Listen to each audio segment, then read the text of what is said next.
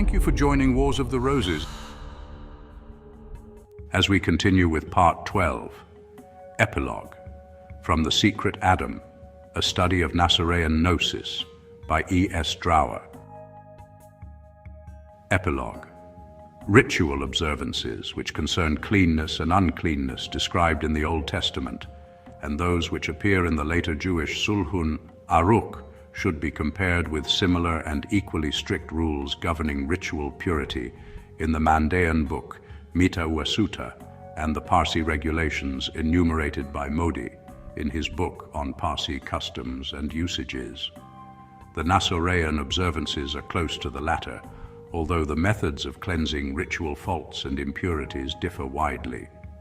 Like the Parsi priest, a Mandaean must avoid contact with dead matter, and should such a pollution occur, it must be cleansed by baptism and masiktas. Contact with any unclean thing or person debars a Mandaean priest from taking part in any rite. Fear of touching a corpse is the reason why a Mandaean priest is forbidden to open his door to a dying person. This is one reason why an official go-between must be present at all rites. He acts, as it were, as a bridge between the laity and priests, and shields them from danger of pollution. I refer to the Asganda, whose office in some ways resembles that of a Christian deacon.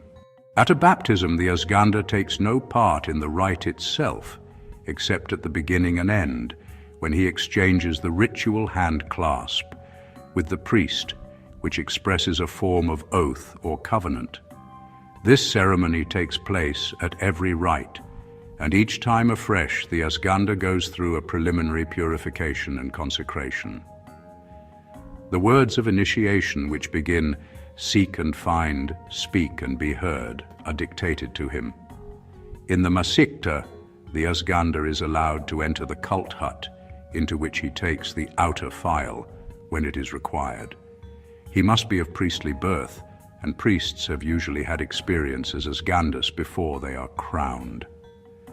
In spite of all this care to preserve ritual cleanness, of laws rigorously observed for centuries, this very faithfulness to regulations of ritual purity is bringing doom upon the priestly caste. During an outbreak of cholera or plague during the early 19th century, a great number of Mandaeans in Mesopotamia and Persia died. Constantly drinking infected water and entering it with sick and dying persons, the entire priesthood perished. Not a single priest escaped. There was no one to baptize, to perform marriages, or to celebrate the last rites for the dying. Colophons to manuscripts copied at that time record that in desperation and with tears and misgivings, a small group of survivors of priestly families who had formerly assisted as Asgandas and thus knew most of the baptismal prayers by heart, assembled and agreed to consecrate one of their number as priest, performing the rites of consecration as best they could.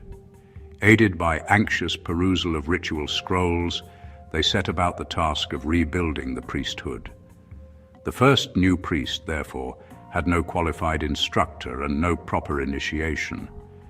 A new hierarchy was painfully built up. The sect, however, had suffered a blow from which it has never recovered, and modern education and the impact of a westernized, mechanized world is quickly completing the process of dissolution.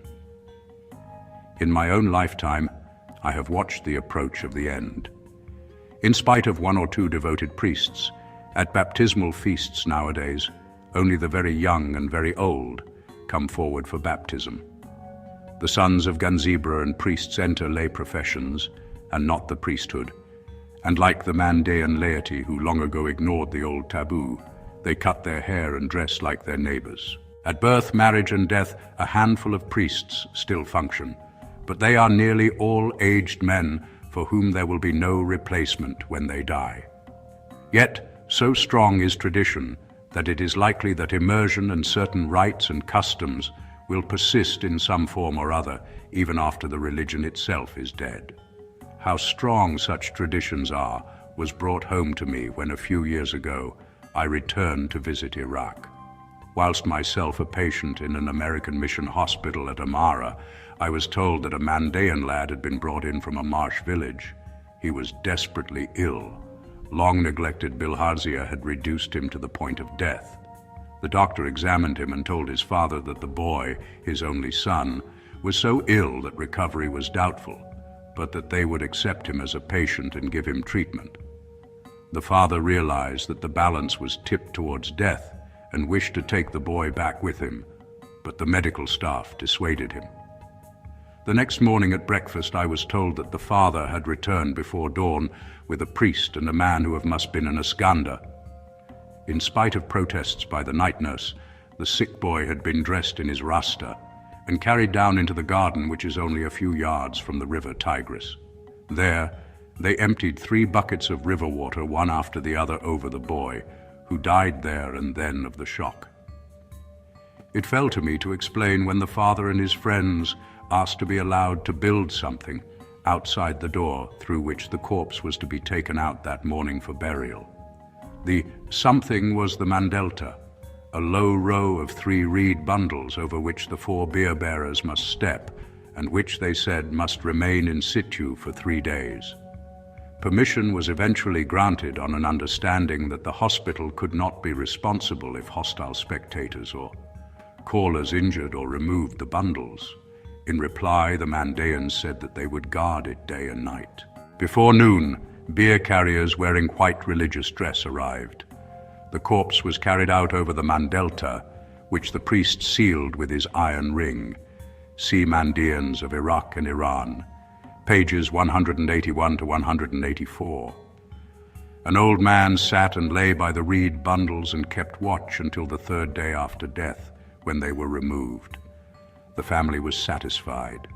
The rites for the dying, the letter, had, thanks to the presence of a priest in the town and the foresight of the father, taken place in time, and no ahaba dimania would be necessary to redeem the boy's soul that year at Panja, Parwanaya, the 5 days of light, during which all the dead are remembered.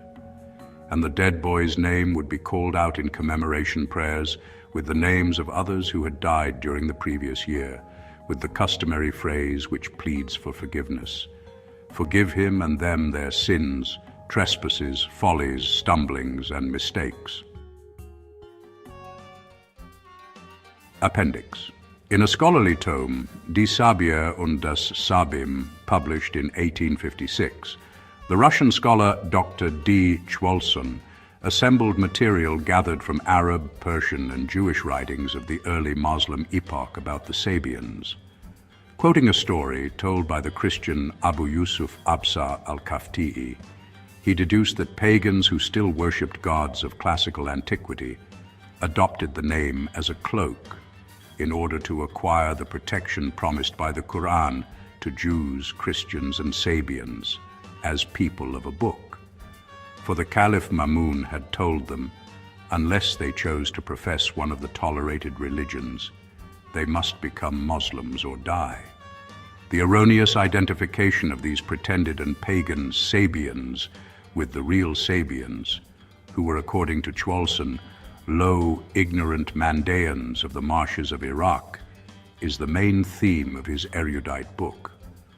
How could those poor, ignorant Mandaeans be confused with the learned and famous Harranian pseudo-Sabians, who did so much to bring Western philosophy, medicine, and astronomy to Muslims in Baghdad during the 9th century, 10th century, and early 11th century?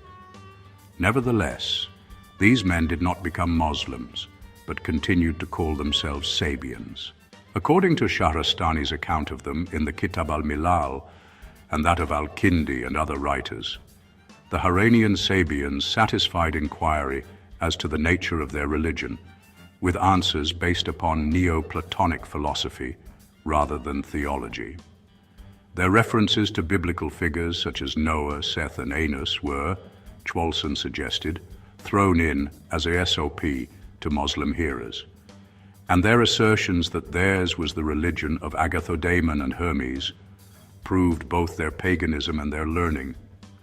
That such brilliant scholars as the Sabian Thabit ibn Qurra and his school, who were responsible for many translations into Arabic from the Greek, were acquainted with Stoic, Hermetic, and Platonic literature, is of course probable.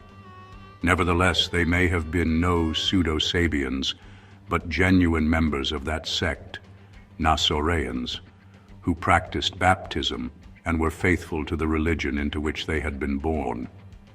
In this case, they would probably have been of the priestly clan which today still provides the intelligentsia. Such men, probably not priests but yalugia, literates, would be well read in the sacred literature and possibly might have helped their fathers to copy the manuscripts. The Hermetic writings have so much which corresponds closely to religious conceptions familiar to them in Nasoraean Gnosis, that they would readily have identified the Hermes of the Poimandres as their own Manda Dehia or Mara de Rabutha.